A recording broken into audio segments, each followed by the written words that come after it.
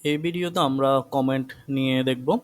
কমেন্টের কাজটা হচ্ছে আমরা অনেক সময় আমাদের, যেমন আমরা যদি একটা সহজ উদাহরণ দিই, আমরা সবাই ফেসবুক ইউজ করি, ওইখানে আমরা অনেক সময় কমেন্ট করে আমাদের মন্তব্য জানাই না। ঠিক এই টাইপের এখানেও চাইলে আপনি আপনার মন্তব্য জানাতে পারবেন। এখন আমরা চলে আসি আমাদের ডাটাগুলোর মধ্যে। এখানে অনেকগুলো ডাটা লিখলাম, এটা আপনাদের নিজেদের ডাটার ক্ষেত্রেও কাজ করতে পারেন। আমি একটা উদাহরণ দিয়ে কাজ করতেছি। মনে করেন আমি এই ফাইলটা আমি একজনকে পাঠাবো, বা হচ্ছে ধরেন আমি ৫ জনকে এই ফাইলটা পাঠাবো।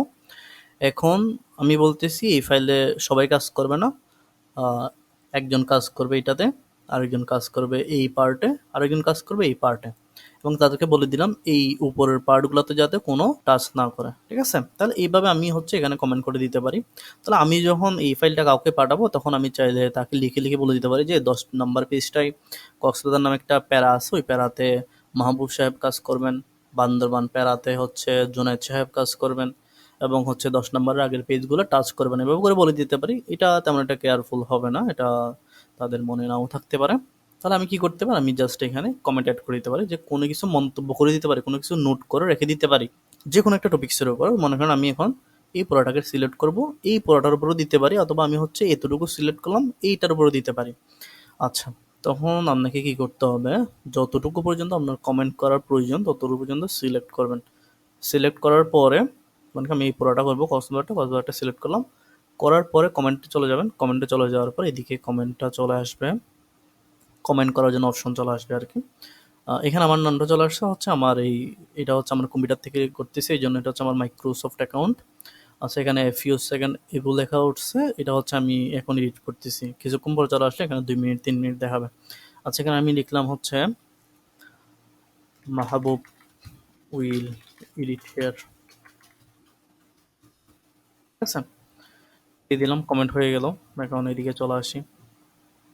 এদিকে আসার পরে বান্দরবানে চলে আসলাম। বান্দরবান আমি এই লাইনটাকে সিলেক্ট করলাম, সিলেক্ট করার পর কমেন্টে ক্লিক করলাম। আরেকটা কমেন্ট চলে আসছে এদিকে।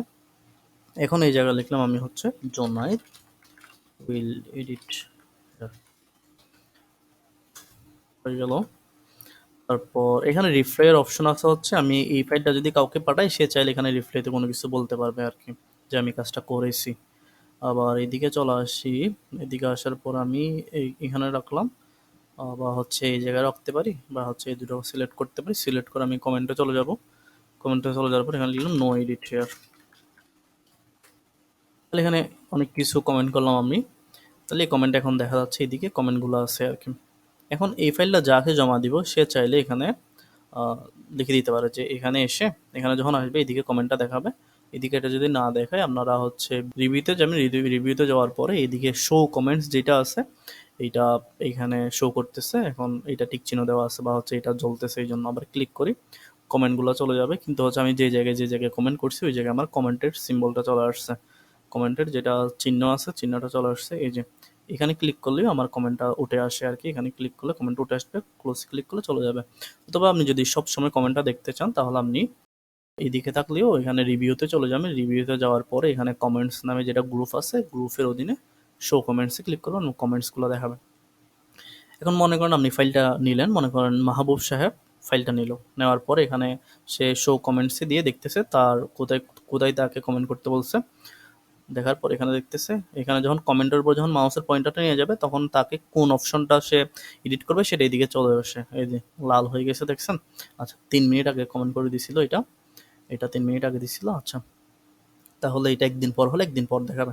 তারপর এখানে মনে করেন এডিট করছে মাহবুব সাহেব, মনে করেন এডিট করে দিচ্ছে এখানে র্যান্ডমলি টেক্সট। আচ্ছা, ইকুয়াল র্যান্ড মাহবুব সাহেব এডিট করছে। এডিট করার পর সে বলতেছে যে এডিট ডান।